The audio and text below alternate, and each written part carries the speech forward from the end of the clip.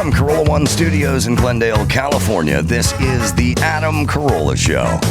Adam's guest today, comedian Avi Lieberman and chef Andrew Gruel.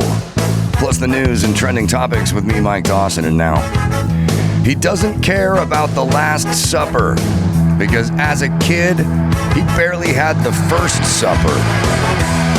Adam Carolla. Yeah, get it on. Got to get it on. No choice but get it on now. All right. Well, lots to get into. Lots. Well, crazy weekend.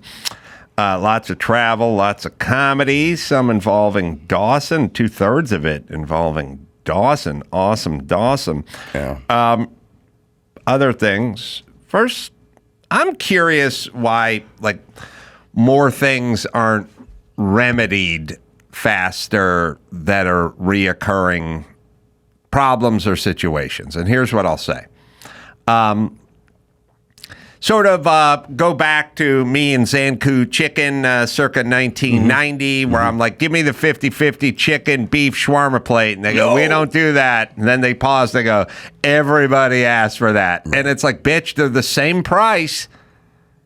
I don't see why this isn't.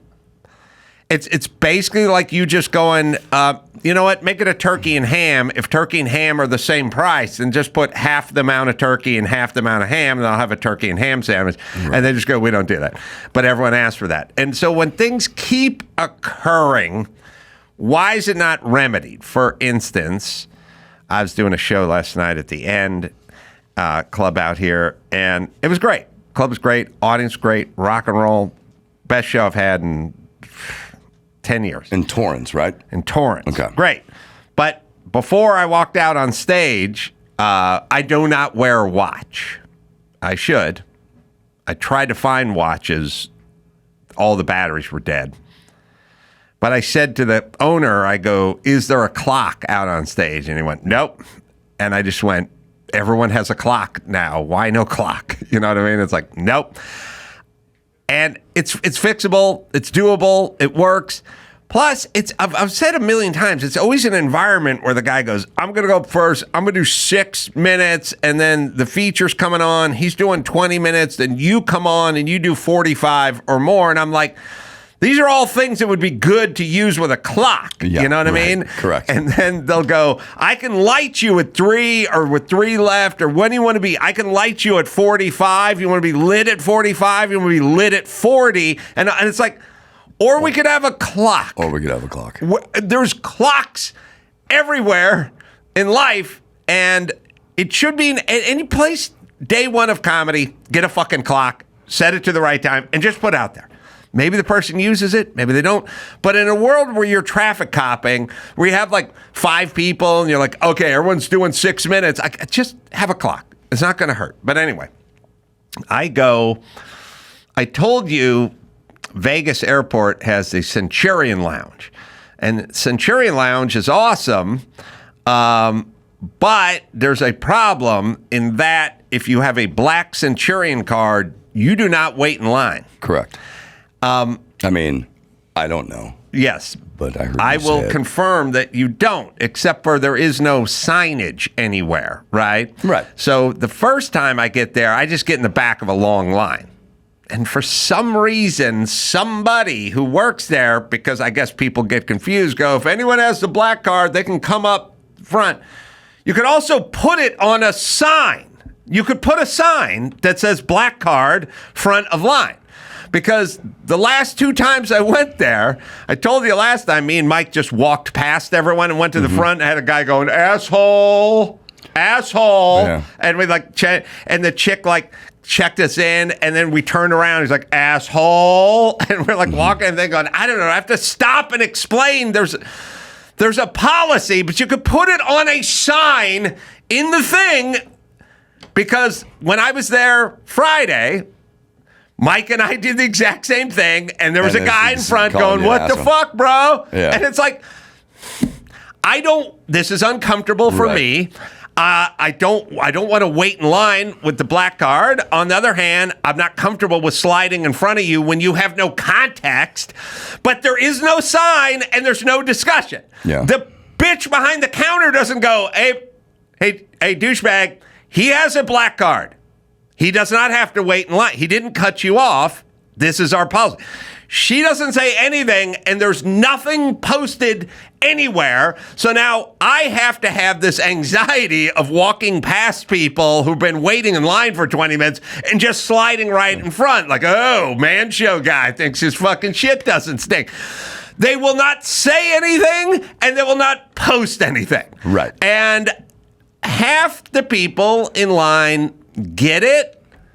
But there's enough people in line who have no contacts, and I'm here to tell you, 2 out of the last 3 times I was there, I was called an asshole.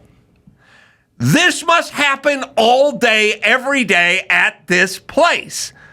Because I'm not the only one with the black card. There's going to be another guy with the black card that's coming a half hour later, and he's going to get in front of somebody, and that dude's going to get called an asshole. Or you could post it. You could make a fucking sign. I'll tell you why that's not going to happen. You could. They're not going to. Never. Because it's going to take 2 things that are we're shorthanded in today's world. Also, could the bitches behind the counter be coached up a little bit to go, hey, you who's calling this guy an asshole, he's got a black card. For the same 2 reasons, it will not happen because there's a shortage of effort and goodwill. It's never going to happen. More effort and goodwill, the sign would be up. The person running the line would let everybody know. I'm just going to get a fucking windbreaker to wear to that Centurion lounge. It just says, I have a black card. I am ordained to go in front of you in line. Sorry, it's the law. How about you make your own sign and you walk by the line, and as soon as you get to the door to go in, you stick that sign to the wall. Everybody in line will be watching you. They'll read the sign and they'll go, oh shit, he must have a black card. And then somebody in the line is going to be like, wait, I don't have to wait in this line? Why didn't you guys tell me? And then maybe the sign will live there. You got to do this. It would be helpful to the people with the black card waiting outside in the long line, and it would be helpful for the people who didn't want to be called an asshole for walking in front of people. I'll tell you what. But it will never happen. It will never happen. If you get a +1 and we're on the road together, I get to come with you, I will put up the sign. Okay. I will put up I'll just keep it in my backpack. It'll be a nice, and I can even Photoshop their logo in. Yeah. Well, the other part of the card too is you go pulling into that place, and there's sometimes, all right, can we do this? Can we make a rule? We need, there's a coffee version of this and there's a booze version of this. It's noon and everyone's just waiting in line at the bar. And there's 2 people at the bar. And the problem with the bar is you got the 2 bitches in front of you, and one's ordered a daiquiri, and the guy's got to get the blender out, and the other is ordered other as like a cappuccino martini, and he's got to go find the sambuca, and it's like just fucking glass of champagne, whiskey, whatever you want, but I can't start fucking building things in the lab here. That's why the line is long. It's fucking taking a long time. I've been there 5 times. I've been in this lounge, and sometimes you just walk by and the line is just too fucking long. Like that's what I did this time. I was going to get a drink, and I went, line's too fucking long. I got some food, and I sat down. Are the drinks free? Yeah. Okay. And Mike's like, you want to get a champagne or something? I go, the fucking line's too long. I'm not going to stand there for 20 minutes. I'll eat. I'll come back later. And I came back later on, and the line was shorter, And so I went up there, and they go, if you got the black card, they go, you can go, we got this kind of champagne, or we got this kind of rye whiskey or something, like on special, but just for the black card. And I go, all right, I'll try the champagne. Do the champagne. This is another black card situation that there's no sign for. Well, I was informed at the desk, but yes, you're right. Okay. At the front desk, they go, if you got the black card, you can try this kind of champagne at the bar, or whatever. I go, all right. But after being there about 5 times and standing in line the whole time and stuff like that, then I came back an hour later to get another glass of champagne, and I'm waiting in line again, and I go up there, and the person goes, if you got the black card, you don't have to wait in line.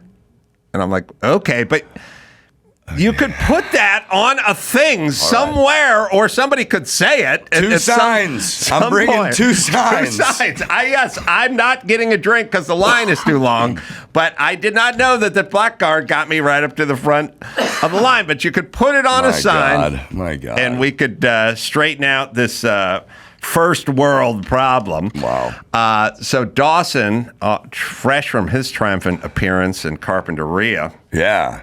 Over there at the Alcazar Theater. Alcazar Theater. Had a good shows there. It was a great show. Saturday night. A lot of fun. I did a local joke that wasn't even that funny, but because I did a local joke and then I pointed out that it was a local joke, the crowd went crazy. They love it. They love it when it's tuned up and dialed in for them. It just shows them that, hey, you put the effort into doing something new that you're not gonna do in Vegas or whatever. So we had Costner and his friends came out. Which was awesome. Pretty surreal, honestly. It was I walked into the green room. I don't get starstruck that much, but I was admittedly just a little starstruck, and I just went, Costner. Well, it was Dawson's idea. Costner's from that neck of the woods, or he's out there when he's in the country or not on the set or wherever. He's always somewhere. And Dawson said to me, I don't know, Tuesday, Wednesday of the week before the show, he's like, why don't you reach out to Costner? And I was like, oh, yeah, he's in that area. Yeah. I give it about a 10% shot of working. The thing about celebrities is they don't have to be out of the country. They just have plausible deniability because they're gone so much. They just go, I'm on the set. I'm sorry, busy, whatever. But of course you are. He was like, yeah, I'm in. And I want to bring some people, son, friends, and showed up half hour early, hung out in the green room, which is a cool kind of decked out trailer RV. Hung out with them for a while. Said hi to his son. Seemed incredibly nice, very normal. Nice. Yeah, Costner, very normal, very down to earth, very regular dude. Showed up with his regular dude friends, and was there 5 or 6 of them? And then like, at about 8 o'clock, it was time to start the show. So they were shown to their seats, and there they were. They enjoyed it, had a good time. Everyone had a good set, and that was Costner, man. I had a really cool moment. I was watching some of your set, but we were completely sold out. So I was sitting on the floor behind the soundboard and just kind of looking at the stage and listening to you, and I was 4 people away from Costner. That was his row. And I forget which joke it was, but it's a little bit of silence, and Costner's the first one to laugh. Oh, what and you know his voice, and I found it really interesting that I totally identified his laugh. And it just kind of reverberated through the theater. And I had a nice, proud moment there. The Ace Man made Costner laugh, and everybody in the audience could hear it. So that was a great night in Carpinteria. Hopefully we'll do it again. We also had Alan and Lisa Parsons come out. Alan Parsons out. Yeah, that was fun. In fact, when I said Alan's here, when I came back to the green room and saw Costner and said, hey, Alan Parsons is here. He'd like to come back and say hello. Costner goes, Alan Parsons? And that's everybedy's reaction to Alan Parsons. Yeah. Alan Parsons Project. Yeah. Pink Floyd producer. And Beatles, too. And Beatles, too. Abbey Road. Crazy. All right. Now, I was thinking about Kamala Harris dancing. And then, of course, I was thinking about Ellen dancing. And then, of course, I was thinking about Bill Cosby dancing. And I'm like, oh. Now, you people think I'm talking about nothing, but I am not talking about nothing. I am talking about I'm very specific. And I think people think I'm fucking around or sort of got my tongue in my cheek. No. Ellen thinks of herself as a kind of person, which is a mean person who everyone who works for her scared shitless. Okay. So she overcompensates by dancing. which is to say, a lot of people think I'm an asshole, but I don't think I'm an asshole. And because I don't think I'm an asshole, I can say asinine things because I don't feel that way. So what I'm saying is I am not a racist, and I know I'm not a racist, and that's why I can make tons of racist jokes. Exactly. And so when people say, oh, this guy, looking at Trump, he's a racist. I go, no, he wouldn't say racist shit if he thought he was a racist. If he was a racist, they go, if he was a racist, he'd be trying to hide it. He's going to be a dictator day one. It's like, if that's his plan, he's not saying it into a microphone. That's how dictators work. You don't get it. If you feel it, you do it. When you watch Cosby at the beginning of the Cosby Show doing his goofy dance, it's like if somebody put a camera on me and they said, there's just a camera, there's no microphone, you can't write anything down. You got 10 seconds to try to convince as many people as you can that you're not a rapist. Sing a chorus from Vehicle. I would, there's no microphone. Oh, okay. Remember that part? That's right. There's no microphone. You got 10 seconds to convince as many people as you can that you're not a rapist. I would dance like Bill Cosby danced at the beginning of the Cosby Show. That's all you could do. That's all anyone could do. They'd be as goofy and silly and funny, and then a percentage of people would go, there's no way that guy's a rapist. That's not a rapist. Look at him. Look at him. Look at him. Look at the sweater. Right. And if you were mean like Ellen, then you would dance at the beginning. If you're a bad person and you felt it, then that's what you do. Okay. Because you have to kind of think about it. People that aren't professional dancers and aren't good at dancing, they don't want to dance in front of people. It's uncomfortable. Unless you're really fucking good at it. But none of these people are good at it. So why are they dancing? I went to a wedding with Ellen. She attended the wedding. There was one of the best live orchestras I've ever heard in my life. Every person danced, including myself, who doesn't like to dance and can't dance, except for Ellen. She's the only person out of 80 people that didn't dance. So, does she like dancing? No, she does not. She does not. Does she feel like she's a bad person on some level? And by the way, I'm all for yelling at employees. Don't get me wrong. Sure. But she feels it somewhere. And so she dances. She doesn't want to dance. She doesn't like to dance. Cosby knows who. By the way, all reports is Cosby was a 100% douchebag. It wasn't just a chick thing. Like, I talked to agents and stuff who had to spend time with him and stuff. It was like, he's an asshole. Kamala Harris, I think was something like out of like 82 basically employees of her cabinet since 4 years ago. 4 of them are left. Right. Right. Okay. And they all left, and they say she's a fucking evil shrew. Okay.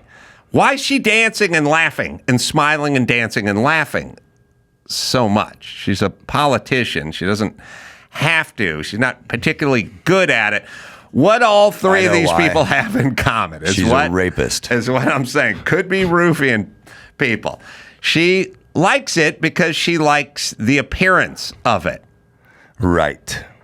And she only likes the appearance of it because she knows, look, I don't preach about gay men very often and what a sin it is to lay down with another man and Not so on and so often. forth. But if I started preaching a lot about it, you could assume that I was gay. Yes. So you should be agnostic about everything, including dance. And I think this is her, Ellen, and Cosby all in the same book, which is they know they're not nice. And so they want you to think, where's the crazy laughing coming from? Like if you think about it, like where look, how is it? Okay, let me say this. When people say, what's Adam Carolla like off the air? And I don't want to sound like a third-person douchebag. No, I do. But it happens. People ask me this all the time. It happens. And I'm 100% satisfied with every human being going, he's exactly the same. 100%. He's 100% exactly the same. Yes. So how is this person that never stops cackling and laughing and dancing firing everybody and having everyone quit who works for her, saying she's a fucking evil shrew and dresses everyone down. Why?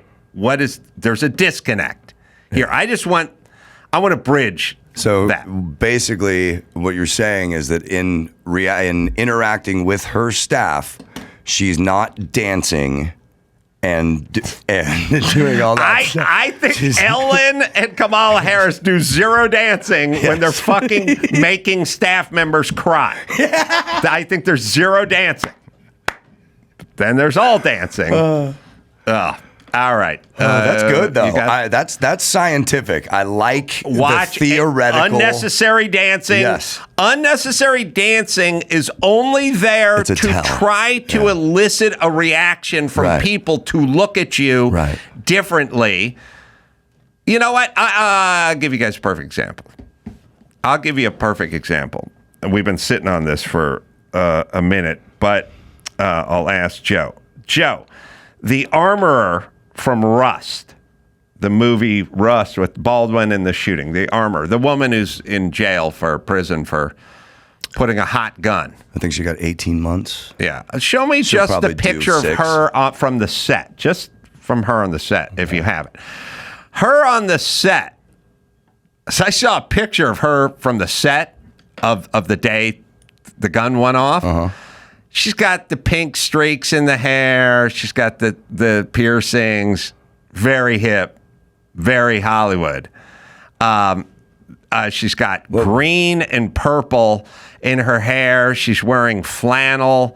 And she looks like every piece of shit Hollywood hipster trying to make an impression on an independent film. Very from Silver Lake to the big screen. Right. Very indie. Very art house and indie. Okay. That's her hair. She likes the green and she likes the purple. Mm-hmm. Let's see a picture of her from inside the courtroom when she was attempting not to get the book thrown at her. Yeah, let's see. Oh, she's dancing. She looks much different. Yeah. Much different. How would you describe her now? She looks like a school mom. She looks like a librarian. Yeah. No more green and purple in the hair. Mm-hmm. Hair's one color. It's brown. It's up in a bun. Sensible jewelry, sensible makeup, wearing a black turtleneck, very conservative. So what happened to this person? Well, that person isn't either one of these people. That person is this version of it when you're on an independent film trying to get everyone to think I'm this person. And then I go inside a courtroom and I want people to think I'm that person. Yeah, that's her Jules Dash. That's right. Okay, so the people that dance, you should always be fucking suspicious. Be suspicious on. Look, I'm telling you, when the fucking gangbangers go into court, Mark Garagos gives them a pastel cardigan sweater and says, "Put this on." And they're like, "Why?" And it's like, "Because you look like a person that wouldn't stab somebody." Right. Okay. Right. And when you dance, and you look like a happy person that wouldn't could be in Boys fucking to Men. Scream at your staff. Right. All right. Let's do a little news. All right. So let's start with this because we did some travel this week. An eruption on a flight, on an Air Canada flight, but this time it wasn't a passenger. It was a flight attendant who went berserk after a passenger asked for a blanket. The flight was going from Casablanca, Morocco, back to Montreal. It's a long flight. Yeah. We do have a video of it somewhere, but let's just watch this. Vous allez vous comporter, on débarque. Je dois dire ça au commandant tout de suite. Oui ou non? On a pas couvert, on s'est excusé. There should be captions here. Yelling in French. Est-ce que vous allez vous comporter? Oui ou non? Je peux pas. I don't want no bullying against my crew. Okay? Everyone behave. On paye des Be quiet! Buckle your seatbelt or you're getting off! All right, I like the attitude.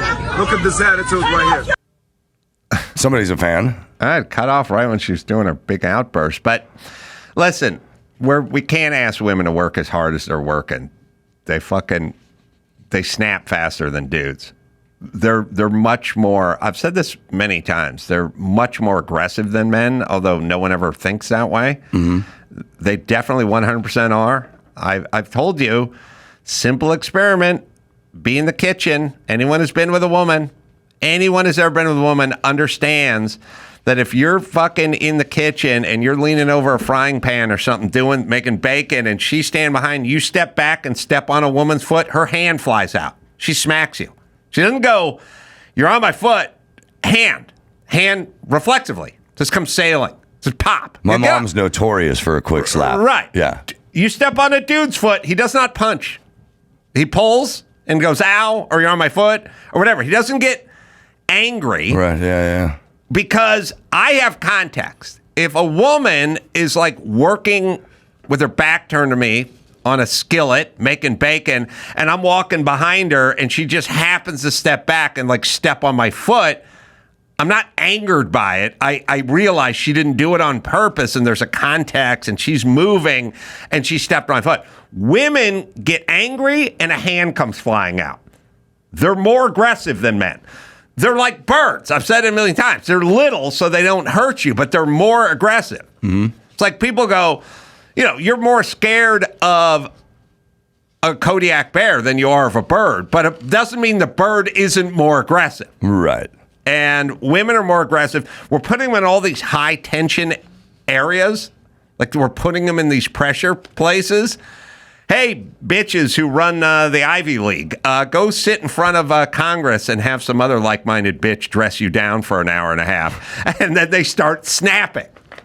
Well, this one certainly snapped. Air Canada replaced the flight crew. No word on whether she still has her job or not. She'll probably keep her job. I mean, look, they did this fucking thing where it's like, they're there for your safety. They're there for your safety. They're there for your safety. Well, if they're just there for our safety, like I wouldn't ask a security guard to get me a blanket and freshen up my drink. Right. He's there for my safety. Do you know what I'm saying? Right. Like, if I was on a fucking flight and I ran into an air marshal, I wouldn't go, all right, you're here for my safety? Yep. How about you give me another cold one, bro? Like, he's there for my safety. So they do this thing where it's after 9/11, we're here for your safety, we're here for your safety, we're here for your safety, and go, give me a blanket. Yeah. And they go, what's that got to do with safety? Yeah, I'm not sure if I stated that, but allegedly that is what started this meltdown, is when a passenger asked for a blanket. Yeah, I knew it was in the story. I can't remember if it was there or not. Yeah. So that's the problem. They're there for their safety. No fucking drinks on the Southwest flight. It was a little bumpy. It was bumpy coming out. Okay, can I say this? It's 117 degrees in Las Vegas. Yeah. It's 117 degrees. We're leaving at 4 p.m. That means you are climbing out of Las Vegas at 2:45, maybe 2:30, because there's a turnaround on our side. It's 117 degrees in Las Vegas, and you're leaving at 3 in the afternoon. It's going to be bumpy. It's going to be a little bump because it's 2,000 degrees in the desert and there's hot air coming off. Makes sense. Right. Then you get to Burbank, and it's 79 degrees in Burbank, and they go, we're suspending the beverage portion because it was a little chop. It's a little bumpy coming out of Vegas. It's bumpy coming out of Vegas. It's all bumpy all fucking summer long. We get it. Right. But we're not in Vegas anymore. We're in Burbank. It's not bumpy, and it doesn't get bumpy until you get back to Vegas and start landing in Vegas. By then, the drinks will have been collected. Right. So stop suspending the drink service. I agree. Now, did you get served on your way home from Vegas? Because I did. No, I didn't. Well, I was overserved in the Centurion lounge, so I just thought, you know what, I'll just sleep this one off. Well, Southwest Airlines is shifting to assigned seats for the first time in their history. It's a change that will allow the low-fare carrier to charge a premium for some of the seats on this plane. The airline will also start offering overnight red-eye flights some for the of the first time. seats. So they're not switching. No. Well, here's the thing. How come the articles are like Southwest is switching? It says shifting to assigned seats. Now, maybe a shift implies that some of the seats would still be open. I don't think so, though. I know some of the seats are going to be free. You don't have to pay extra. For those seats at the front of the plane, you're going to have to pay extra. And then maybe they'll rejigger some of their planes to add 3 more inches of some legroom. Assigned seats are all assigned. I'm not sure. I don't see how you split it 50%. All right, so it's assigned. I'm fine with that. Yeah. It works for other airlines. It works for other airlines, and it takes the stress away. If you fly Southwest 24 hours before your flight, you have to be on your computer, and you got to log in so you get one of those Bs. They sell the As now. Mm-hmm. You want to get into, you want to load in B, and then you're sure that you'll get your stuff on the plane. So this is just going to take that stress away. If the prices stay as low as Southwest keeps them, they're going to go up. Mm-hmm. But if they're still in the Southwest ballpark, this is not going to affect them. All right. Well, listen.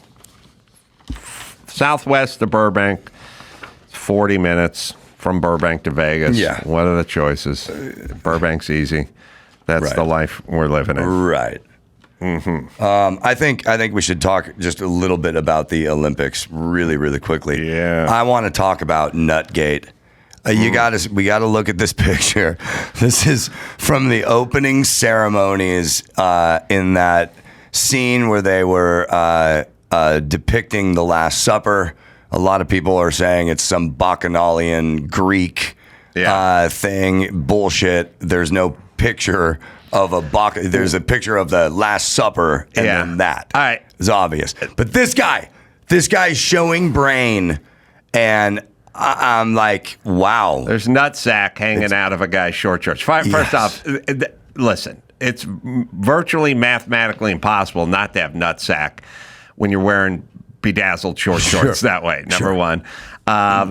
It looks to this sack on tour, because nobody knows the sack like the Ace Man. Ace Man. Prodigious sack. That's me. Yep. To this sack on tour, it looks like nutsack. Now, the question is did the guy pull the nutsack out or drop the sack, or is he fucking around like one of my friends from high school definitely would have done? And if it is nutsack, look, your nutsack knows when it's free. It knows when it's free. The human body's incredible. You know when you drink too much and you make yourself throw up by sticking your index finger in your throat? It doesn't even have to touch anything. It knows. It knows the airspace. Your nutsack is free. You know it. Absolutely. I know it. You ever wear boxers and your dick comes out of the fly when you're wearing shorts? You're like, oh, fuck, I got to get this. I can't walk. I'm walking sideways until I get this thing back in the... I don't even know why. It should be able to live outside there, but it doesn't. Your nutsack's out of your bedazzled short shorts. You know it. So it raises the question. Did he do it on purpose? I say 100% yes. I'm with you on this as well. But the bigger question is why does the trans community need to be a huge part of everything? And then also, the trans community in the Olympics. Are there many trans people competing in the Olympics? Are they sponsored by Nut Tucker, a new undergarment for the trans community? Like, what are they? Why? And why the representation all the time? Can't we just have the fucking Olympics? You would think it's 90% of the people in the world are trans. Let me just tell you guys, everyone, something that you don't understand.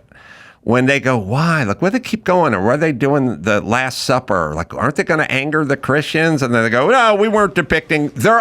Everything they do is to piss you off. Right. Drag Queen Story Hour is only in existence because it would piss off normal people the most. 100%. And then they go, hey, we're just talking about going to the library and reading children's books. It's totally unnecessary. Yeah. All of this is totally unnecessary. They're doing it to piss you off. Now, here's what you're dealing with. There's a psychodynamic that you people don't understand, but I understand it from 10 years of doing Loveline.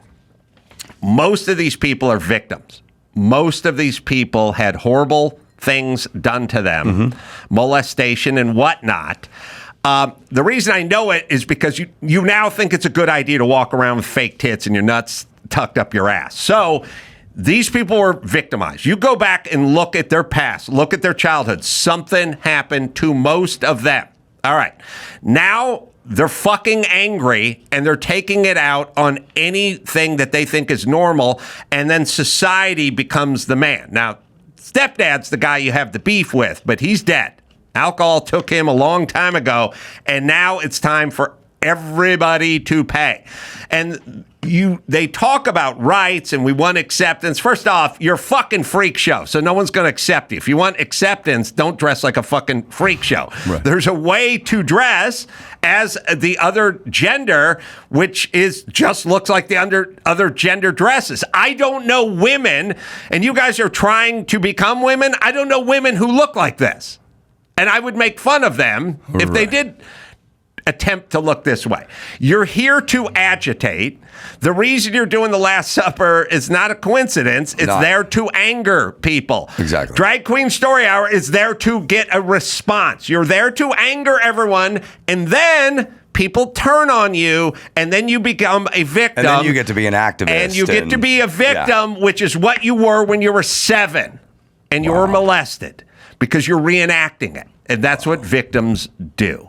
So I understand what's going on. Society doesn't understand what's going on, or they're too cowardly to say anything. I would hope that nutsack guy at least has a sense of humor, and he's like, I'm going to do this. I'd hope he's a straight guy who's a performance artist who's pulled his nutsack out. Oh. Yeah. All right. But that's what they're trying to anger you and get a response. And then when you come back at them, then they get to recreate their victimhood, which is what got them attracted to this in the first place. They were powerless when they were 7 and being victims. Now they're not. Yeah. That's what you're experiencing. You're experiencing a lot of this.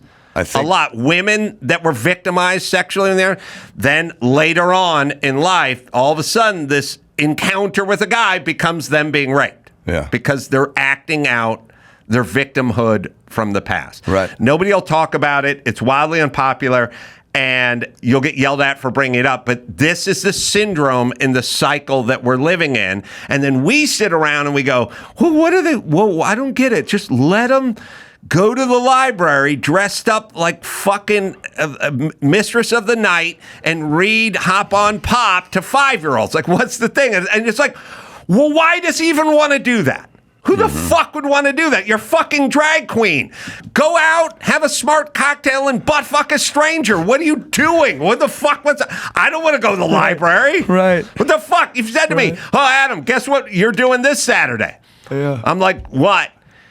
You're going down to the library and reading Yertle the Turtle to 6-year-olds. I'd be like, fuck that. No fucking way am I going to do that. Why would you even want to do that? Well, it's the same thing for like comedy shows. Comedians, we're not going out and doing shows for 6-year-olds. Drag queens should be doing shows for adults who are into that. Yes, but that would not piss off Ron DeSantis. Well, yeah. And by the way, really quick, I'll just close with this. I think we brushed upon a new NFL draftee. Offensive tackle out of Louisiana State. Prodigious sack. Yeah. Okay. Sacrilegious. I guess it'd have to be defensive. Somebody's got to do sacrilegious, right? On the nutsack at the Last Supper. Come on, man. Oh, yeah. The New York Post would probably do that. Post, yeah. You guys. Sacrilegious. If the New York Post hasn't already hopped on sacrilegious, then there's somebody's dropped the ball over there.